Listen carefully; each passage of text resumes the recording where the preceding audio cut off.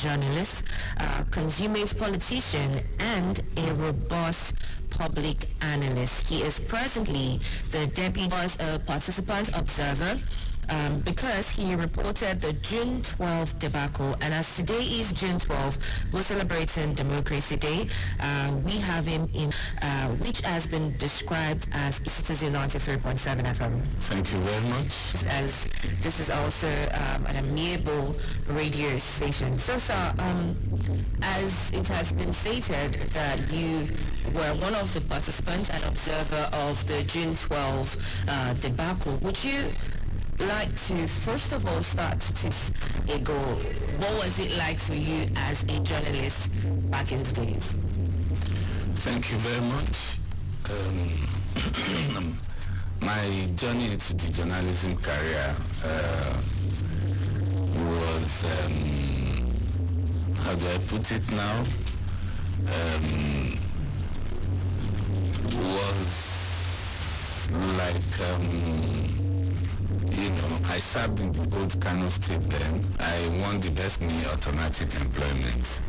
So, and they now posted me to the State Ministry of Information, published the Triumph newspapers. Okay. So I was deployed to Diku. Okay. I didn't plan it. So I started from there. After 2 years in Kano State, I decided I needed to broaden my horizon in the profession, and I wrote a letter thanking the government and people of Kano State, and told them I was continuing my career. Okay. And that was how I moved to Tel Magazine in Lagos in 1992, of the struggle for democracy in Nigeria. So I was one of those arrested and detained by the Babangida junta in 1993, tortured and all that. So I was not just an onlooker. Okay. Thank you very much, Honorable Durosimi. So for the June 12 debacle, would you like to express to us how it unfolded? Especially for me, I really was not alive at that point in time. I was not even thought of at that point in time, but as a veteran that you are up to that point and even afterwards. But before you answer my questions, our listener out there would like you to call in whatever questions that you have, whatever contributions that you might have. Our guest is in the studio with me to answer those questions to 29797 or 0818-2222-205. 08 Talk right here this morning. And I'll back to you, Honorable Durosimi. Yes. Okay, so I was asking that the debacle, the June 12 democracy back then. Thank you very much. You will recall that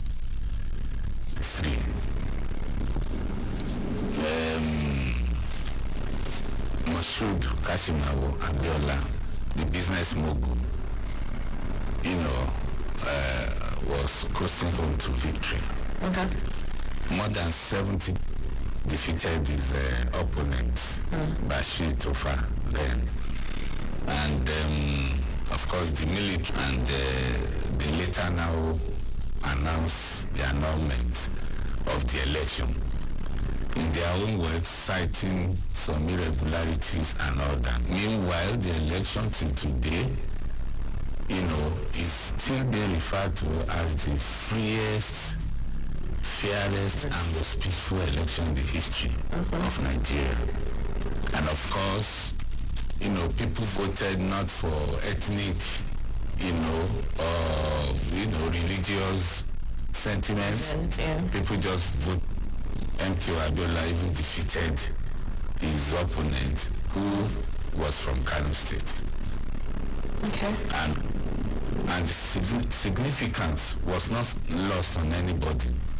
So when the military annulled the election, of course, that was the beginning of the so-called debacle. Okay. So from, street protests, calls for the annulment. Okay. And it went on and on, lives were lost, a lot of things happened of the election. So, and he was promptly arrested and detained. Okay. At the time. Unfortunately. And CAC was arrested and charged with treason, and unfortunately he died on July 7, 1998 in detention. 1998 in detention. Oh yes. Okay.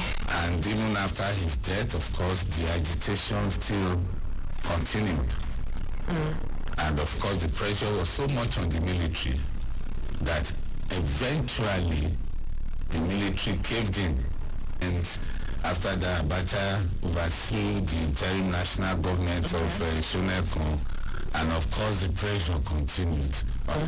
Okay. So that is, the story. Okay, but then as a veteran journalist that you are, would you like to be involved in the whole process at the time? Okay. Yes, my own role then, alongside sure that the military junta was to ensure that they were not comfortable in government, were doing a lot of things to ensure that the international community continued to put pressure on them. Brilliant. So our own was to ensure that we made life uncomfortable for them, and that we successfully done. An officer for Citizen 93.7 FM has a few questions to throw at you as well, so I would give him the floor. Good morning, Mr. Salami. Very good morning to you, our East presenter. Honorable. Exactly. And because I moved from Telmazin to the News Temple in 1995, and we continued the activism there at the News Temple. I recall that in fact at some point we had to now be printing, underground. Wow. Yeah, that was, when we started this guerrilla journalism stuff. Okay. Because we were being harassed, we were being harangued by the junta and their agents. So we decided, okay, if that was it, most of us were already clamped in jail, prison, here and there, detention. So we now resorted to guerrilla journalism, publishing magazines underground. We would just appear on the newsstands. You wouldn't know where we're printing from or something. We were operating in the air, so to speak. Something has to be out, so this history of the June 12, 19... You said like 3 decades after, MKO Abiola, his election. What would you say are the significant changes that we've had over the years? Well, I wouldn't put it down that the political class, had done their best in, democracy now for how many years? Since 1990, back. And so on and so forth. But if I'm asked to rate the behavior of the tribe in Nigeria, of course, if you look at the National Assembly, you'll find out that year in, year out, season in, season out, they've been coming up with laws, they've been tinkering even with the Constitution and ensuring that, we conform with our activities, our actions, political class, at least 60-70% that they've learned, some lessons. Democracy is, is some United States of America and some of these advanced democracies, and they've been on it for over 300 years. Okay. All right, Mr. Salami, you would like to say something?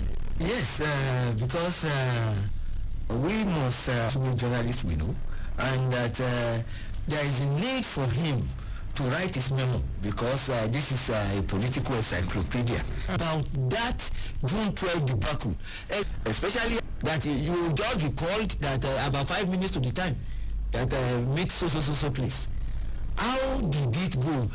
Let us know the formation of NADECO, especially the happened. No, it was at yes, in Lagos Island. Yes, sir. Back then. So, give us more perspective, sir. Nigerians are watershed because, unknown to many, they did not even know MKO, and the role of Imeri Unity Group, sir, headed by Dr. Bode Olajumoke.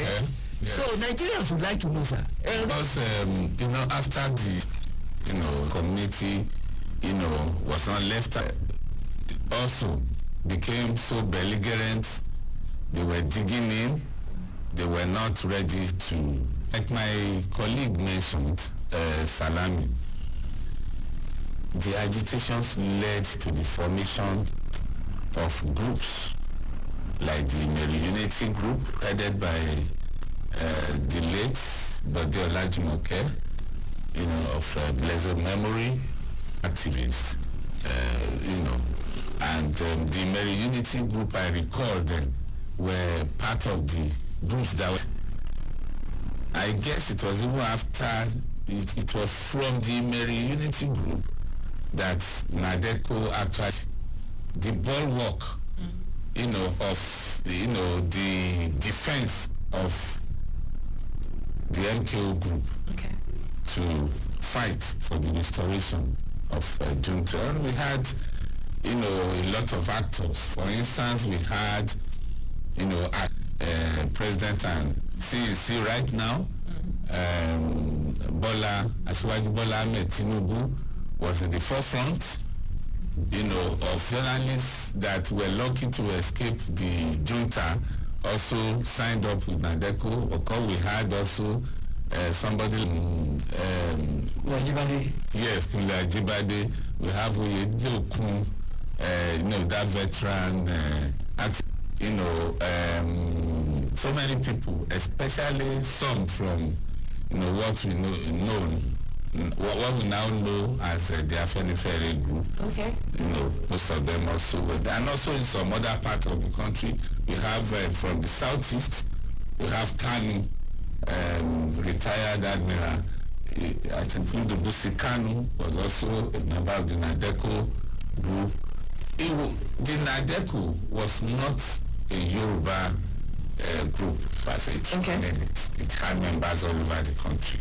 That was to show you that the agitation was not tribal. Wasn't tribal focus, yes. It was not, about religion and all that. And so, even NADECO, so when NADECO, groups, for instance, Radio Kudrat also came out of, the agitation.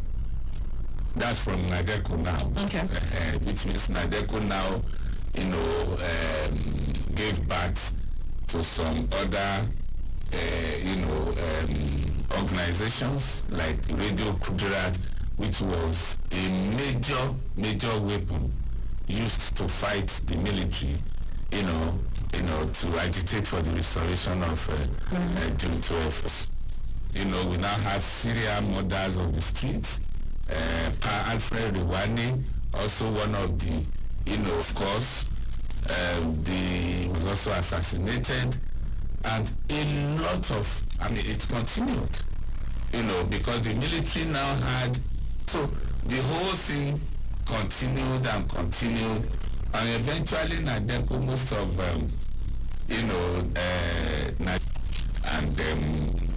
I think UK now, and the US now became like the headquarters. In Nigeria here, were also continuing what they were doing. Of course, I recall then even OPC. That was when OPC, started with Gani Fahimi. Of course, Gani Fahimi, Beko, and Gani Adams. Yeah, Gani Adams. Then, it was and all that. So, it's quite some, with some sense of nostalgia. I give it to Nigerians that came to stay. Okay. And I'm sure, like my friend said, I'm already thinking of a memoir, because we have to say it. Yes. We were there. It's not as if then say. Yes. So you have to come out and also have it in writing. Absolutely. That this is what happened. When the president gave his speech this morning for the Democracy Day celebration, Nigerian journalists who, along with their media establishments such as The Punch, Guardian, National, Concord, Tribune, The News or Temple, and yes. I think Nigerian Temple. Yeah, the News Temple. The News Temple. So now, so far, since get to back in your own time. Okay. Yeah. Before I go into that, permit me to quote the former president, Okay. Muhammadu Buhari, Harry. on this June 12, the significance of June 12. Okay. You know, it was President Muhammadu Buhari who on June 6, 2018, declared June 12 as a new democracy. Yes, sir. To mindlessly annulled by the military junta. I quote him, President Buhari, while declaring the day as the new democracy day, said June 12, 1993 was the day Nigerians in millions expressed their democracy since our independence. The fact that the outcome of the election was not upheld by the then military government does not detract from the democratic credentials of that process. Accordingly, after due consultations, the federal government has decided that henceforth, this tells you, this is coming from a former military head of state, of course, was also, today was a day that Nigerians from all walks of life, tribes, religion, let us vote for the best. Okay. Of course, you knew the two candidates then, MQ Abdullah and Bashir Tofa, were even Muslims. Okay. So it was like a Muslim ticket, and Nigerians still went ahead to vote. Nigerians, still voted in. So the significance should not be lost on us. Okay. Thank you. All right. So now to your question.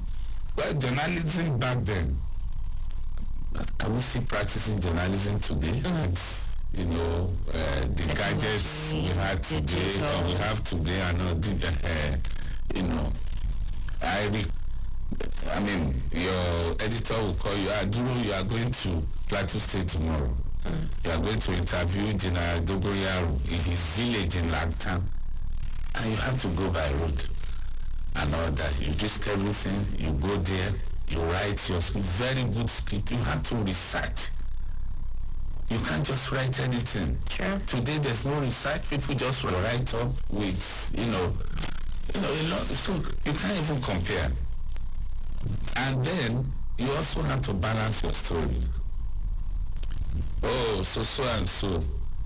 This is what he did, this is what he said, and all that, this and that. You have for that story to be published. Yeah. So you have to struggle. And then, of course, today, I see journalists. They now, you just sit on, in the comfort of your living room or your bed, and you just send your story, you write it there and all that. But that time, you have to be in the newsroom, to help a bit and all that. So, but these days, it's no longer so. People just wake up, you just write, no research, no anything, true or false, you write whatever you like. There's no fact checking. Absolutely. Okay, so but would you say that like you said that there's a huge difference, definitely, but the ease of technology with journalism, would you say it has made journalism a little bit backwards, or it has just made it, we have so many on No. Technology is good. Okay. The world is not static. Yeah. The world is progressing, and of course we are in the jet age, so to speak, and it's good for journalism. Okay. All I'm saying is that most journalists now are very lazy. They can't research. They don't do due diligence before coming up with reports. Okay. That is your editor then was like your God, small g. Your editor just come up with any script they like, and then investigative journalism was the order of the day. I'm sorry to say, we need to come up, of course, the Nigerian Guild of Editors, and sort of, we have to think out of the box Okay. And come up with,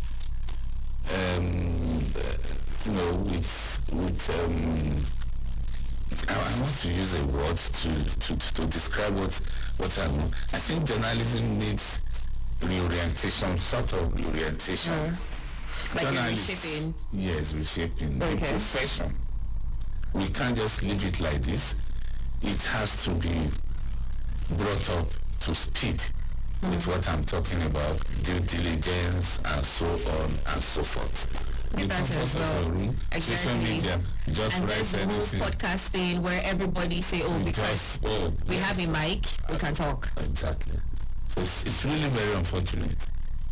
So, but then is it possible, but do you think that it is very possible that we are going to be able to get now? Okay. Because it is now, journalism, has no regulatory Body. Yeah, well, I wouldn't say it's not as if we don't, but I mean, can it bite? It's like all our regulatory It's like bodies it's can only respect back. of the rule. Yes, of law. nobody's respecting any rules. There has to be some legislation, to curb, all these things that we're talking about, quackery and so on and so forth. Okay, thank you very much, Honorable Durosini, First Democracy. Is there anything that you'd like to say, any changes that you've observed, and anything that, you want to see need to put into effect as well? Thank you very much. 25 years, nice one. I would like to say that Nigerians, yes, we want democracy to thrive. We are working hard at it, but we should work harder. And what do we do as leaders, as political actors? We must ensure we put the interests of the people first. We must ensure that we eschew corruption. We must, when people vote for you and entrust you with their mandate, you must ensure that once you have taken oath of office, I pledge to do so and so and so, uphold the integrity, do this, do that. You don't betray the oath of office. Okay. If we have good governance in the country and everything is going on well, there will be even comes back to, But we still believe, those of us who were there during the military time, will know that. So that is it. Nigerians, we must ensure that on no account should we allow the military to return. And we can only do that by leading well, by governing well, and by uniting together and believing in this nation, and believing that together, if we are not together, if we are not united, if there's no sense of purpose and patriotism, the country cannot get to where we want the country to get to. But once we do all that, I can assure you that democracy will continue to thrive. Okay, thank you very much, Honorable Sir. Mr. Lamy, what would you like to say? Yes, I think we won't end this robust conversation without asking the honorable politician, journalist, Deputy National Publicity Secretary of the ruling party. He has talked about what could subscription makes meaning when there is food on the table, when people can afford and access health care, when you can sleep how you are trying to ensure that Nigerians, if a sigh of relief and believe that the worst of democratic rule is better than the best of military benevolence. Thank you very much. When President Bola Ahmed Tinubu came into office, he came with the Renewed Hope agenda, who, had been complaining about a lot of things, about subsidy, about some other issues like corruption and so on and so forth. First thing he said was that Number one, this subsidy that you people have been talking about, that is a fraud, is this, is that, the subsidy is gone. Said, okay, well, you people, I mean, Nigerians have been crying about, tackling corruption headlong. Of course, he, revitalized the EFCC, and of course, we also saw how EFCC have been going ahead now, to Emefiele is there, yes, and all that, and so I am here to turn things around for good. But that what I want to do for Nigerians, or when there's an economic crisis and all that, but we are tackling it headlong. Yes. But that is like,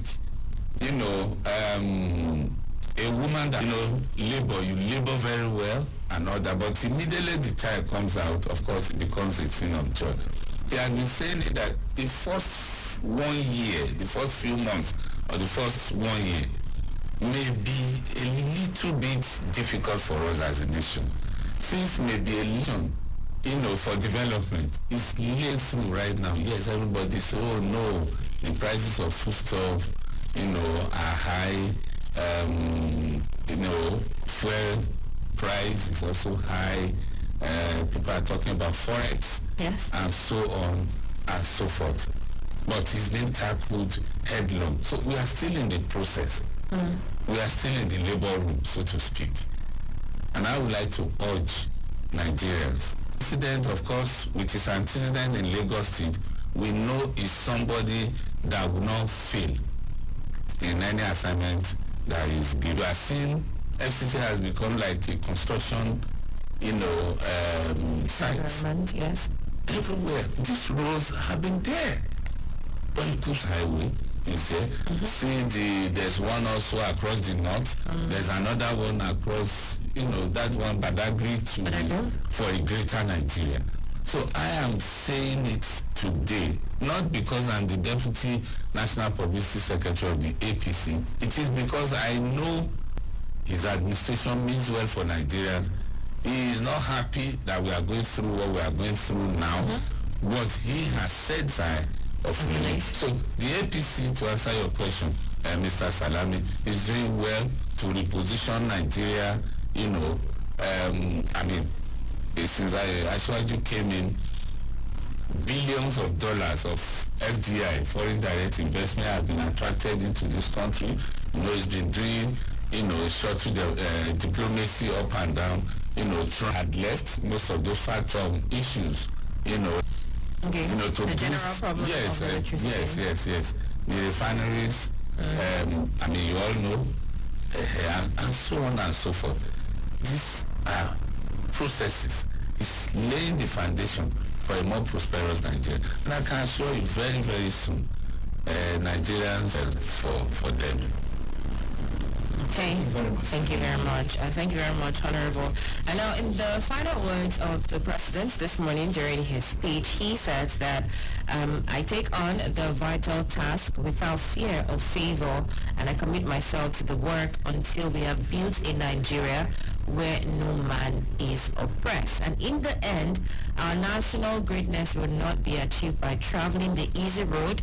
It can only be achieved by truth. There are many ways of going forward, but unless the good things awaiting our immediate future pass us by. And he said, let us continue to keep the fire of democracy burning.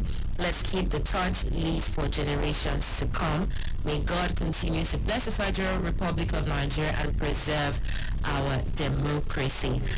And that's why today we had to bring the Deputy National, his experience during the June 12th debacle, how it started, and now that we're here, and he's also a member as well. And now, sir, final words for our listeners, for Nigerians, for citizens, something to maybe help their minds stay afloat. Thank you very much. I want to urge Nigerians to be patient with this administration. Asiwaju means well for us. Asiwaju is not here as a president. He's here to help. He's here to reposition Nigeria. He's here to lay in Lagos State. In Lagos State today, ideas say that anybody can be governor of Lagos State. Yes. And you don't need anything, it's already there. It's like an autopilot. And building He's on. trying to place Nigeria on that same pedestal. Down. It's not only in Nigeria, even in UK, in US, they are all feeling the pinch, especially since the COVID-19. It's not just in Nigeria. But for us in Nigeria, patience is what we need. The man said it from the beginning, that it will be painful at first, but there will be sweetness at the end of it. At the end of it, yeah. We are going through the moment of pain, but it's short-lived.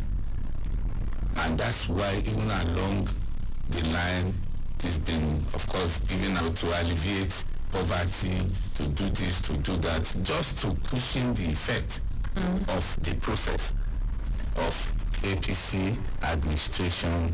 You will get the best at the end of the day. Okay. Thank you. Thank you very much, Honorable Durosimi Nis-Sitok.